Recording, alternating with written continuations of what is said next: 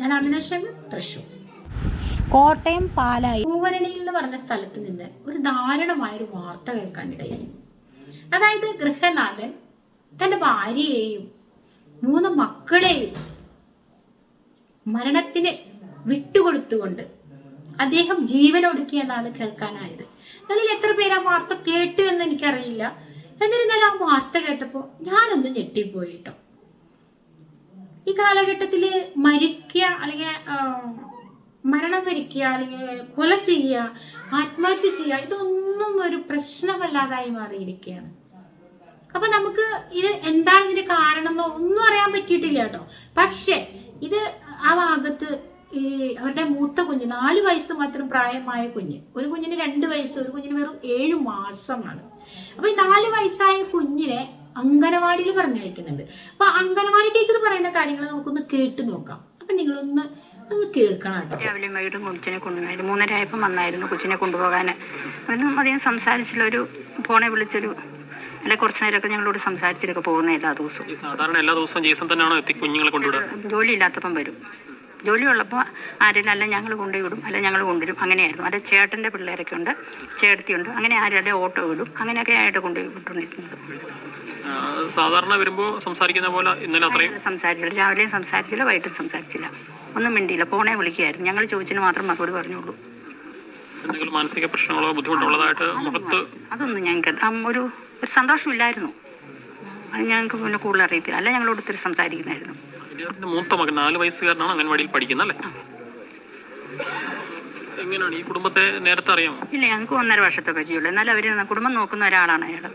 ഭാര്യയും മകളെ കൊച്ചുപിള്ളേരെ നല്ലപോലെ നോക്കുന്ന ഒരു വ്യക്തിയാണ്. അല്ലാതെ വേറെ കുഴപ്പമൊന്നുമില്ല അവരുടെ ജീവിതത്തിൽ. പിന്നെ എന്നാ സംഭവിച്ചത് നമുക്കറിയത്തില്ല. ഒരു സംഭവത്തിലേക്ക് നയിച്ചത് എന്താണെന്ന് അറിയില്ല. ഇല്ല, അതറിയത്തില്ല. പിന്നെ പിള്ളേർക്ക് ഈ തരം അന്യാസമാണ്, അത് സ്വാഭാവികമാലോ. ജോലി ഈ ഡ്രൈവറായിരുന്നു. എങ്ങനെയാണ് കുടുംബം നല്ലപോലെ ഭാര്യയും മക്കളെ നോക്കുന്ന ഒരു വ്യക്തിയാണ്. അങ്ങനെ ഒരു കുടിച്ചു നടക്കുന്ന വ്യക്തിയായിട്ടൊന്നും പറയാനില്ല. അപ്പൊ അതിന് നമുക്ക് മനസ്സിലായി ഇവര് വലിയ തിക്കും തിരക്കുള്ള കുടുംബത്തിലുള്ള ആളുകളൊന്നും അല്ല, വലിയ പൊട്ടിത്തെറിയുള്ള ഫാമിലിയും അല്ല. പിന്നെ എന്തായിരിക്കും അവിടുത്തെ കാരണം അല്ലെ? എന്തുകൊണ്ടാണ് ആ മനുഷ്യൻ തന്റെ ഭാര്യയെ വെട്ടിക്കൊലപ്പെടുത്തുകയും തന്റെ പിഞ്ചു മക്കളെ, അതായത് 4 വയസ്സ്, 2 വയസ്സ്, 7 മാസം, ഇത്രയും പ്രായമുള്ളവർക്ക്, അത്രയും പ്രായമുള്ള കുഞ്ഞുങ്ങളെ ദാരുണമായി ശ്വാസം മുട്ടിച്ച് കൊല്ലാനുള്ള കാരണം എന്തായിരിക്കും? ഞാൻ പറഞ്ഞു വരുന്നത്, ജീവിതത്തിൽ പ്രശ്നങ്ങളില്ലാത്ത ഒരാളുകളില്ല. എല്ലാവരും പ്രശ്നങ്ങൾ അഭിമുഖീകരിച്ചിട്ടുണ്ട്. കുറെ സമ്പത്തുണ്ടായ നമ്മുടെ ജീവിതം പച്ചപിടിക്കും എന്ന് ആരെങ്കിലും തെറ്റിദ്ധരിച്ചിട്ടുണ്ടെങ്കിൽ അത് തെറ്റാണ്. പണം ഒരു ഉപാധി മാത്രമാണ്, ഒരു പോർഷനാണ്. ലൈഫ് ഓഫ് ഇൻട്രസ്റ്റിംഗ്, അതായത് ലൈഫ് ഓഫ് ഹാപ്പിനെസ്, അതിൻ്റെ ഒരു ഭാഗം മാത്രമാണ് പണം. മറ്റു പല പ്രശ്നങ്ങളും ഉണ്ടായിരിക്കാം അല്ലെ? പ്രശ്നങ്ങൾ ഇല്ലാത്തവരാരാണ്? അങ്ങനെ ആരെങ്കിലും ഉണ്ടെങ്കിൽ നിങ്ങളൊന്ന് പറയും. കാരണം എല്ലാ ആളുകൾക്കും പ്രശ്നങ്ങളുണ്ട്.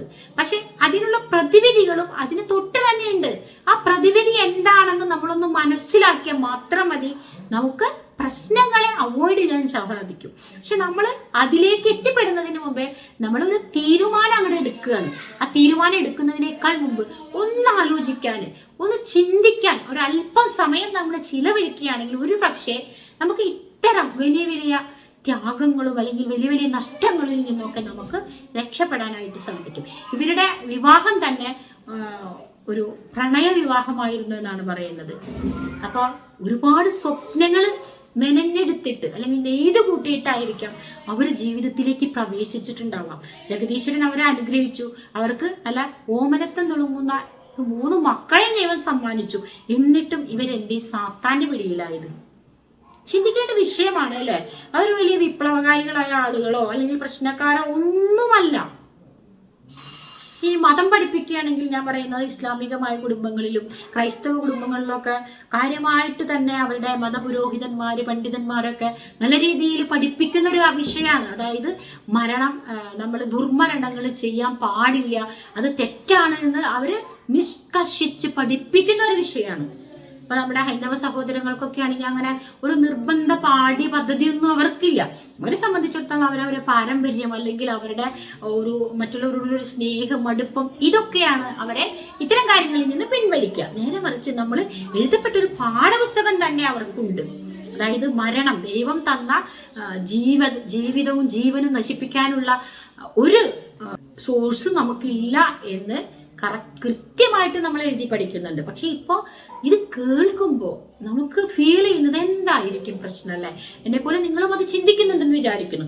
കാരണം ഒരുപക്ഷെ സാമ്പത്തികമാകാം, അല്ലെങ്കിൽ സാമൂഹികമായ വിഷയങ്ങളായിരിക്കാം. പക്ഷെ സാമൂഹികമായി നമ്മളെ അന്വേഷിച്ച് നോക്കുമ്പോൾ അദ്ദേഹത്തിന് വലിയ പ്രശ്നക്കാരൊന്നുമില്ല. അവരുടെ കുടുംബത്തിൽ ഒരുപാട് പ്രശ്നങ്ങളോ കാര്യങ്ങളോ ഒന്നും ഇല്ലാത്ത ആളുകളാണ്. അല്ലെങ്കിൽ കാര്യമൊന്നും പറയുന്നത് നമ്മൾ കേട്ടില്ല. ഇനിയിപ്പോ എന്തായിരിക്കാം അത്? ഇനി എന്തോ ആവട്ടെ അല്ലെ, എന്തുമാവാം. ഒരാൾക്ക് മരിക്കണമെന്ന് തോന്നാൻ എന്ത് പ്രശ്നങ്ങളും ഉണ്ടാവും. എന്ത് പ്രശ്നങ്ങൾ ഉണ്ടെങ്കിലും അതിനെ അതിജീവിക്കാനുള്ള ഒരു പ്രതിസന്ധി അതിന് തൊട്ടുണ്ടാകും എന്ന് പറയുന്നത് വെറുതെ അല്ല. ഒരു അല്പം ഒന്ന് ചിന്തിച്ചാൽ സഹോദരങ്ങളെ, ഞാൻ പറയുന്നത് നിങ്ങൾക്ക് ഒരിക്കലും നിങ്ങൾക്ക് ആത്മഹത്യ ചെയ്യണമെന്ന് തോന്നില്ല. കാരണം നമുക്ക് ഇനി ഇതിനേക്കാൾ നല്ലൊരു ജീവിതം, അല്ലെങ്കിൽ ഇതിനേക്കാൾ നല്ല സന്ദർഭങ്ങളും സാഹചര്യങ്ങളും ഒക്കെ വീട് കിടക്കുകയാണ് അവിടെ. അതിനെ എല്ലാം അവോയ്ഡ് ചെയ്തുകൊണ്ട് മരണത്തെ പുൽകാൻ എങ്ങനെ മനസ്സ് വരുന്നു അല്ലെ? ഇനിയിപ്പോ അദ്ദേഹം അത് ചെയ്യുകയാണെങ്കിൽ ചെയ്യട്ടെ. പക്ഷെ നമുക്ക് നമ്മുടെ ജീവൻ അവസാനിപ്പിക്കാൻ റൈറ്റ്സ് ഇല്ലെങ്കിൽ പിന്നെ എങ്ങനെ മറ്റുള്ളവരുടെ ജീവനം കൊണ്ട് പോവാം? വലിയൊരു തെറ്റല്ലേ, വലിയൊരു റോബിംഗ് അല്ലേ ഇത്? ശരിക്കും കട്ടെടുക്കുകയാണ് ചെയ്യുന്നത് അല്ലെ? അവരുടെ ജീവിതം കൂടി നമ്മൾ കട്ടെടുക്കുകയാണ് ചെയ്യുന്നത്. നമ്മൾ മനസ്സിലാക്കേണ്ട ഒരു വിഷയം, നമുക്ക് വേണ്ടാത്തത് മറ്റുള്ളവർക്ക് വേണ്ട എന്ന് വിധി എഴുതാൻ നമുക്ക് ആർക്കും അവകാശമില്ല. അപ്പൊ ജഗദീശൻ നമുക്ക് ഈ ജീവനും ജീവിതവും ഒക്കെ തരുമ്പോൾ അദ്ദേഹത്തിന് ഒരു ലക്ഷ്യങ്ങളൊക്കെ ഉണ്ടായിരിക്കാം. അപ്പൊ അത് പ്രാവർത്തികമാക്കാനുള്ള ഉത്തരവാദിത്തമാണ് നമുക്കുള്ളത്. ഞാൻ പറഞ്ഞു വരുന്നത്, ആരും നിങ്ങൾ എന്തെല്ലാം കഷ്ടപ്പാടുകളും ബുദ്ധിമുട്ടുകളും ദുരിതങ്ങളും എല്ലാം ഉണ്ടെങ്കിലും നമ്മൾ കേൾക്കുന്നുണ്ടല്ലേ, ജീവിക്കാൻ വേണ്ടി വഴിച്ചാല് അതല്ലെങ്കിൽ പീഡിക തിണ്ണയിൽ കിടന്നുറങ്ങുന്ന എത്രയോ ജന്മങ്ങളും ജീവിതങ്ങളും നമ്മൾ കണ്ടുപോകുന്നു. അപ്പൊ നമ്മളെ സംബന്ധിച്ചിടത്തോളം ഒരു വാടക വീടാണ്, അതൊക്കെ ഒന്നൊരു വലിയൊരു പ്രശ്നങ്ങളേ അല്ല. ഒരു വാടക വീട്ടുകാരനാണ് എന്ന് കരുതിക്കൊണ്ട് നമ്മൾ ജീവിതം അവസാനിപ്പിക്കുന്നുണ്ടോ? ഇത്രയും കാലങ്ങളിൽ നമ്മൾ വാടക വീട്ടിലേക്ക് ജീവിക്കുന്ന അവസ്ഥയാണ്. ഞാൻ അതിനെക്കുറിച്ച് കൂടുതൽ പറയുന്നില്ല. കാരണം എന്താ വെച്ചാൽ ഞാനും ആ ഒരു പന്താവിലൂടെ നടന്നു പോകുന്ന വ്യക്തിയാണ്. എനിക്ക് ഏകദേശം മനസ്സിലാവും. ഒരു മാസം വാടക കൊടുക്കാൻ നമുക്ക് ഇല്ലാതെ വരുമ്പോൾ, അല്ലെങ്കിൽ നമ്മുടെ മക്കൾക്ക് ഫീസ് കൊടുക്കാൻ പറ്റാത്തൊരവസ്ഥ വരുമ്പോൾ, അതല്ലെങ്കിൽ ഒരാളിൽ നിന്ന് നമ്മളൊരു എന്തെങ്കിലും കടം മേടിച്ചാൽ അത് കൊടുക്കാൻ പറ്റാത്തൊരവസ്ഥ വരുമ്പോൾ, അപ്പോഴൊക്കെ നമ്മൾ നെഞ്ഞ് മനസ്സ് നീറും. ഇങ്ങനെയൊക്കെ ആണെങ്കിലും ആത്മഹത്യ ഒരു പ്രതിവിധിയാണോ? ഒരാൾക്ക് നമ്മൾ കൊടുക്കാനുണ്ടെങ്കിൽ അത് നമ്മൾ ജീവിച്ചിരുന്നെങ്കിലും നമ്മൾ കൊടുക്കാൻ ബാധ്യസ്ഥനാണ് അല്ലെ? അതല്ലെങ്കിൽ നമ്മുടെ പരമ്പരകൾ കൊടുക്കണം. നമ്മൾ കൊടുത്തില്ലെങ്കിൽ നമ്മുടെ പരമ്പര കൊടുക്കണം. അത് നിർബന്ധമാണ്.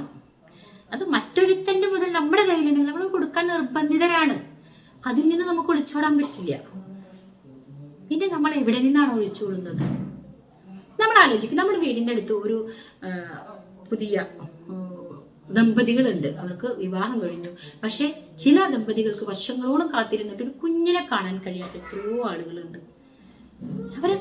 അവർക്ക് എന്തുകൊണ്ടത് കഴിയാത്ത?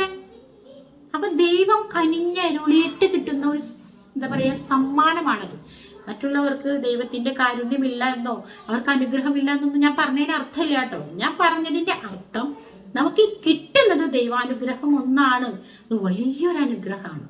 ആ അനുഗ്രഹങ്ങളും കൂടി നശിപ്പിച്ചു കളഞ്ഞുകൊണ്ട് അത് ചെയ്തതിനോട് എന്തോ എനിക്ക് മാനസികമായിട്ട് യോജിക്കാൻ പറ്റുന്നില്ല. എന്ത് വിഷയമായിക്കോട്ടെ, ഒരുപാട് ആൾക്ക് സഹിക്കാൻ കഴിഞ്ഞിട്ടുണ്ടാവില്ല. ഇതൊക്കെ നമ്മൾ പറയുന്നവര് എത്ര വിഷയങ്ങൾ എന്തൊക്കെ സഹിക്കാൻ പറ്റാത്തുണ്ടെങ്കിൽ അതിനൊരു പരിധിയുണ്ട് അല്ലേ? ഇത് പറഞ്ഞത് നിങ്ങൾ കേട്ടിട്ടുണ്ടാവില്ല, ഈ സമയവും കടന്നു പോകും. അപ്പൊ ഈ സമയം ഒന്ന് കടക്കാനുള്ള ഒരു കാത്തിരിപ്പ നമുക്ക് വേണ്ടോ? ആ കാത്തിരിപ്പിനെ നമ്മൾ അവോയ്ഡ് ചെയ്യുക ചെയ്യുന്നത്. വളരെ ശോചനീയമായിട്ട് തോന്നി. ശരിക്കും പറഞ്ഞു കഴിഞ്ഞാൽ എന്താ പറയുക, എനിക്കൊരു ഭീകരത ഫീൽ ചെയ്തു. ഭയങ്കര ഒരു വല്ലാത്തൊരവസ്ഥയെ ഫീൽ ചെയ്തു. പറഞ്ഞറിയിക്കാൻ പറ്റുന്നില്ല. കുഞ്ഞു മക്കള് തന്റെ ഭാര്യയെ വെട്ടിക്കൊല്ലുക അല്ലെ? തലേ ദിവസം വരെ ഭാര്യയോട് ഒത്തു കഴിഞ്ഞൊരു ഭർത്താവ് ഭാര്യയെ അങ്ങ് വെട്ടിക്കൊന്നു. എത്ര ദാരുണമായിട്ട് ആൾക്കത് ചെയ്യാൻ സാധിച്ചു. നമ്മളെ വിശ്വസിച്ച് നമ്മുടെ കൂടെ ഇറങ്ങി വന്ന് നമ്മുടെ ജീവിതം അല്ലെ, അവരുടെ എല്ലാം നമുക്ക് പങ്കുവെച്ച് 2-3 മക്കളെ പ്രസവിക്കാൻ എളുപ്പമാണോ? അത് കഴിഞ്ഞു ആ മക്കളെ പരിപാലിച്ച് 4, 2, 7 മാസമൊക്കെ പ്രായമാവുന്നവരെ കുട്ടികളെ പോയിട്ട് വളർത്തി കൊണ്ടുവന്നു. എന്നിട്ട് ഒരു നിമിഷത്തിൽ സംഭവിക്കുന്ന ഒരു കാര്യമാണത്. നിങ്ങളിൽ പലവരും തോന്നുമായിരിക്കും അത് ഓരോ മനുഷ്യന്റെ അവസ്ഥയിൽ ഇതൊക്കെ തോന്നുമായിരിക്കും, ഇതൊക്കെ എനിക്ക് തോന്നിയ വിഷയമാണ്. പക്ഷെ ഞാൻ ചോദിക്കുന്നത് സുഹൃത്തുക്കളെ, നമുക്ക് നമ്മുടെ ജീവിതം അവസാനിപ്പിക്കാൻ, അതായത് ജീവനെ നശിപ്പിക്കാൻ നമുക്ക് അർഹതയുണ്ടോ? നമുക്കത് അങ്ങനെ ചെയ്യാൻ പാടുണ്ടോ? വിശ്വാസങ്ങളൊക്കെ പലതായിരിക്കാം, പക്ഷെ ഉത്തരം ഒന്നല്ലേ ഉള്ളൂ, നമുക്കത് ചെയ്യാൻ അവകാശമില്ല. ഇത് നമ്മുടേതല്ല. കാരണം നമുക്ക് എപ്പോഴെങ്കിലും ഒരു ജീവനെ നിർമ്മിക്കാൻ നമുക്ക് സാധിക്കുമെങ്കിൽ, അതായത് ആർക്കെങ്കിലും ഒരു മരണപ്പെട്ട ഒരു വ്യക്തിക്കോ, അതല്ലെങ്കിൽ ഇനി മരണാസന്ന അവർക്കൊക്കെ ഒരു സൗഖ്യം നൽകാനോ, അതല്ലെങ്കിൽ അവർക്ക് എന്തിനെങ്കിലും ഒരു ചെറു കണികയ്ക്ക് പോലും ജീവൻ കൊടുക്കാനോ ഇതിനൊക്കെ നമുക്ക് കഴിയുമെങ്കിൽ ഒരു പക്ഷെ നമുക്ക് ചിന്തിക്കാം അല്ലെ, നമുക്കിത് നശിപ്പിക്കാനുള്ള റൈറ്റ്സ് നമുക്കുണ്ട്. ഇതിനൊക്കെ നമുക്ക് കഴിയുന്നുണ്ടോ? ഇതൊന്നുമില്ലാത്ത നമ്മളാണ് ഇങ്ങനെയൊക്കെ ചെയ്യുന്നത്. അപ്പോൾ എൻ്റെ ഒരു പ്രാർത്ഥനയും എനിക്ക് പറയാനുള്ളതും ഇത്ര മാത്രമേ ഉള്ളൂ. ആത്മഹത്യയോ അല്ലെങ്കിൽ കൊലപാതകമോ അല്ലെങ്കിൽ മറ്റെന്തോ ആയിക്കോട്ടെ, ഇതൊന്നും നമ്മുടെ പ്രശ്നങ്ങൾക്കൊരു പ്രതിവിധിയല്ല. പ്രശ്നങ്ങൾ ഉണ്ടെങ്കിൽ അതിന് പ്രതിവിധി ഉണ്ട്. അതിന് എന്താണ് നമ്മുടെ പ്രതിവിധി? അല്പം ക്ഷമ. ക്ഷമയോടുകൂടി കാത്തിരിക്കാനുള്ളൊരു മനസ്സ് മാത്രം നമുക്ക് മതി എന്ന് പറഞ്ഞുകൊണ്ട് ആർക്കും ഇത്തരത്തിലുള്ള ഒരു ബുദ്ധി അല്ലെങ്കിൽ ഒരു തോന്നൽ ഉണ്ടാകാതിരിക്കട്ടെ എന്ന് പ്രാർത്ഥിക്കുകയും ചെയ്തുകൊണ്ട് ഞാൻ തൽക്കാലം ഇന്ന് എൻ്റെ വീഡിയോയുടെ വൈൻഡപ്പ് ചെയ്യാണ്. അപ്പോൾ നല്ല ഒരു വീഡിയോയുമായി നമുക്ക് വീണ്ടും കാണാമെന്ന പ്രതീക്ഷയോടുകൂടി ഞാൻ ആമിന ഷിമ. ബൈ.